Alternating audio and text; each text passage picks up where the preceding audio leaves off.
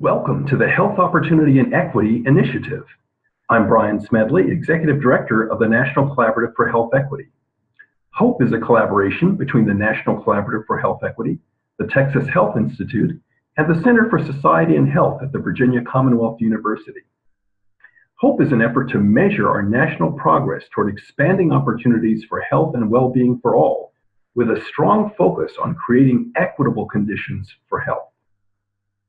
Let's begin by defining health equity. Dr. Paula Braidman of the University of California at San Francisco, who's also one of our advisors, was recently commissioned by the Robert Wood Johnson Foundation to prepare a brief that defines what we mean by the term health equity. She roots the term in concepts of social justice to argue that health equity means that everyone has a fair and just opportunity to be as healthy as possible. So what is HOPE?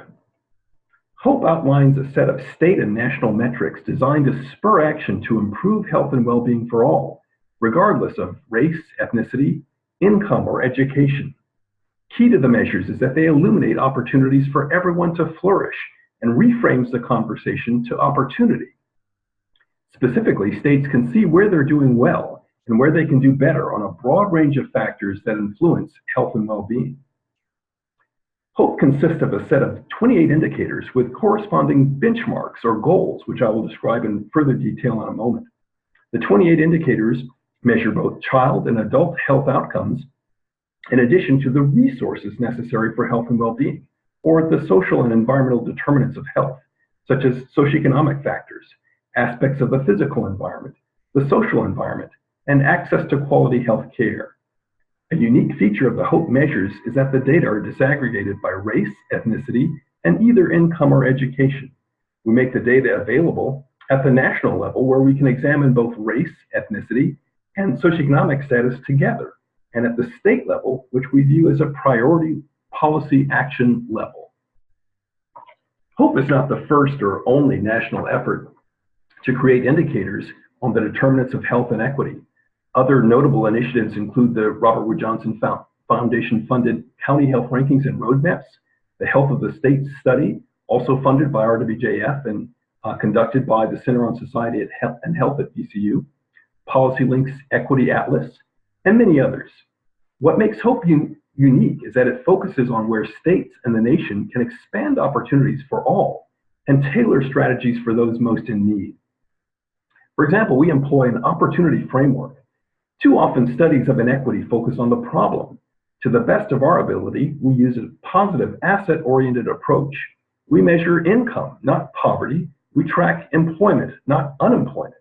The goal is to reframe conversations, to shift away from health disparities problems to highlighting evidence that shows progress toward equity and where we need to expand opportunities. We believe that opportunities for good health and well-being are a reflection of the policy choices that we as Americans make, and therefore emphasize that we have much to celebrate and can always do better. We also disaggregate data. HOPE analyses disaggregate race and ethnicity grouping variables to the finest level of detail possible. And while there's often considerable diversity within the 5 federal racial categories and 2 ethnic groups, few other studies have been able to disaggregate these data at the state level. We acknowledge that this lack of more detailed racial and ethnic data may mask the needs and experiences of some of the most disadvantaged groups in these subpopulations. Where possible, we've highlighted these data limitations and provided notes of caution for data interpretation.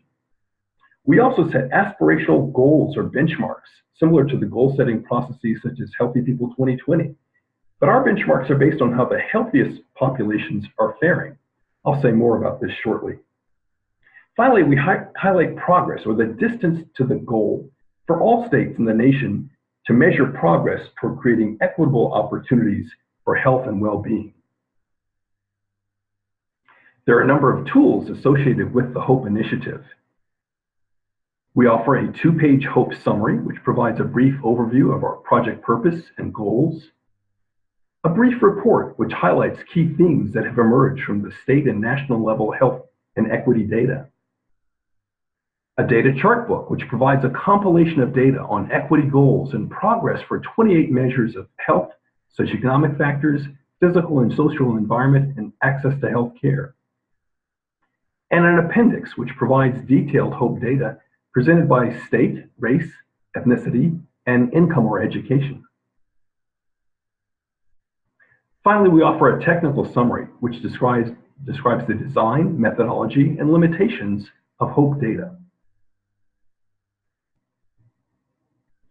As I mentioned, there are 5 domains and indicators. HOPE measures health outcomes across the lifespan, beginning at birth and ending with premature mortality, using a mix of vital statistics as well as survey data. Among our health outcome measures are premature mortality, infant mortality, adult health status, which I'll show you in many of our examples as measured by CDC's BRFIS data. We also measure the drivers of health, including socioeconomic factors such as income and education, as well as aspects of the social environment, such as the proportion of families living in neighborhoods with a low level of poverty concentration, as well as rates of violent crime. Aspects of the physical environment include rates of home ownership, the quality of air, the density of liquor stores, and the presence of affordable, nutritious foods in home communities. And in the access to health care domain, we're measuring things like access to primary care, health insurance coverage, and the proportion of adults who don't delay care because of cost.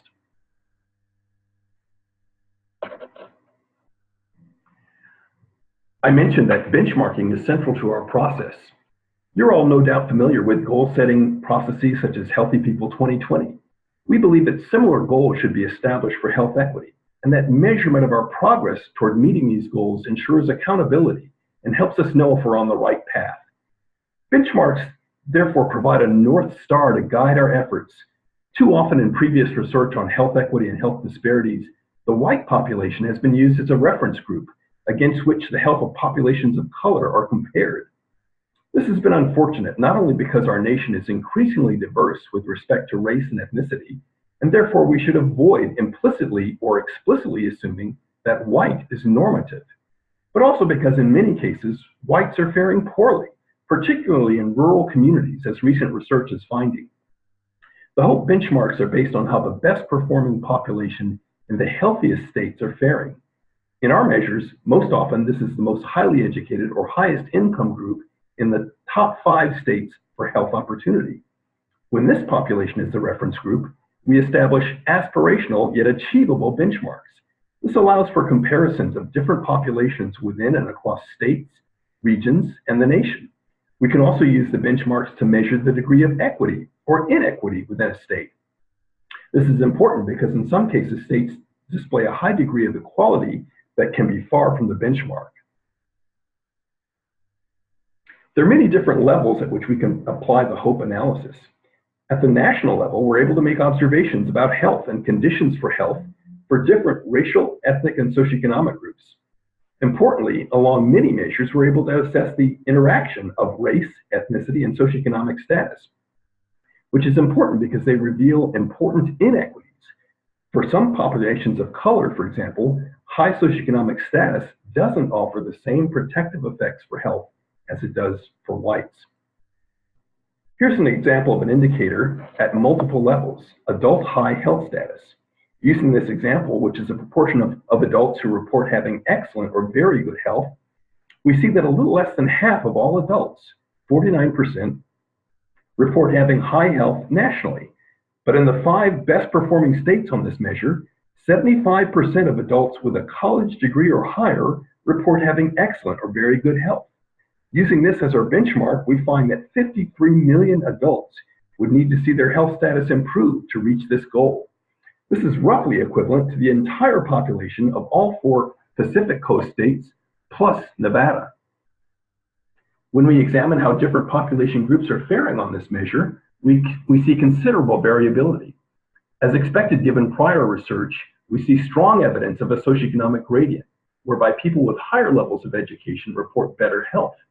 But the benefits of education for health don't accrue equally for all populations, with many people of color faring poorly relative to whites at the same education level.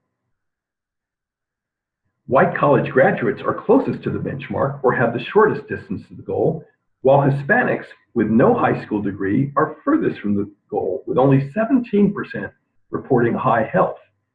In contrast, 71% of white college graduates report having high health. We can also allow for comparisons at state and regional levels. We can map patterns for different racial, ethnic, and socioeconomic groups across the nation, region, and states. Again, using the example of adult high health status, here we show the distribution of health across all 50 states and their distance to the goal. Lighter colors indicate where populations are closest to the goal, and deeper colors show where populations are furthest from the goal. The stripes in Idaho and Montana indicate missing data. The racial and ethnic variation that you see in these maps offers important clues as to the differences in conditions for health for different populations.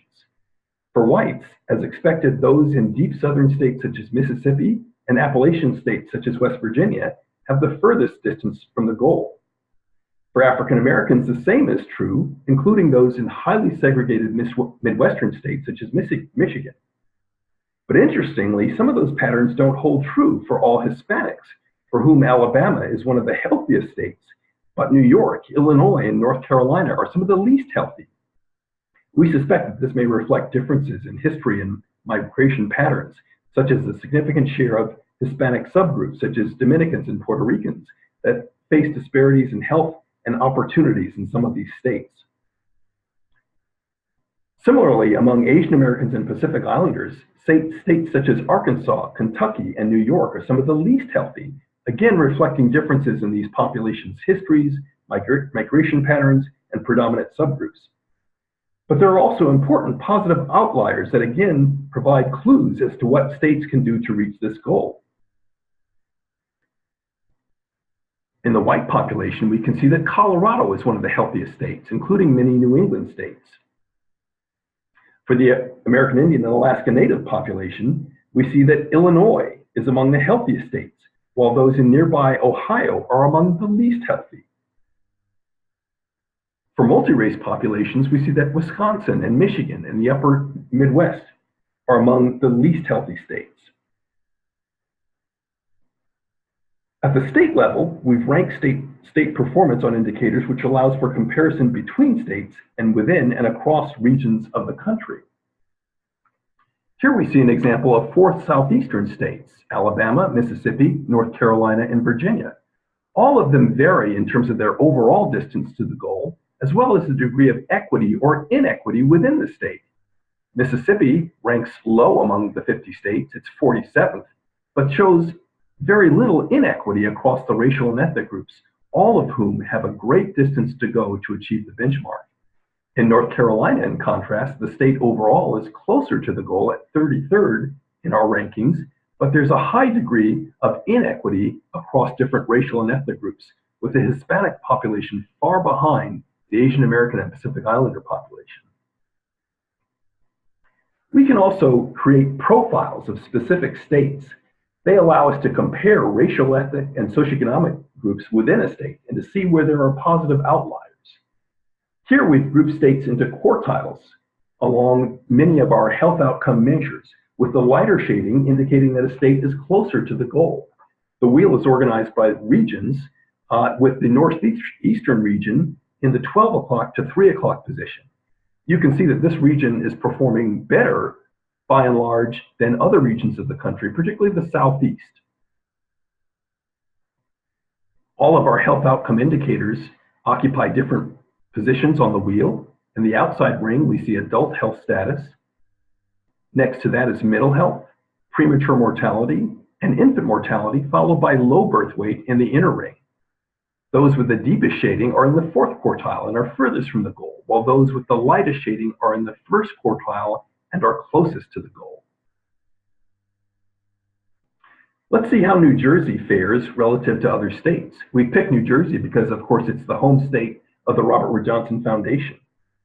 As you can see, the state is doing relatively well on measures such as premature mortality, low mental distress, but is in the middle of the pack on measures such as low birth weight, infant mortality, and high adult health status. We can dive further into inequities in adult health in New Jersey, both by race, ethnicity, and socioeconomic status.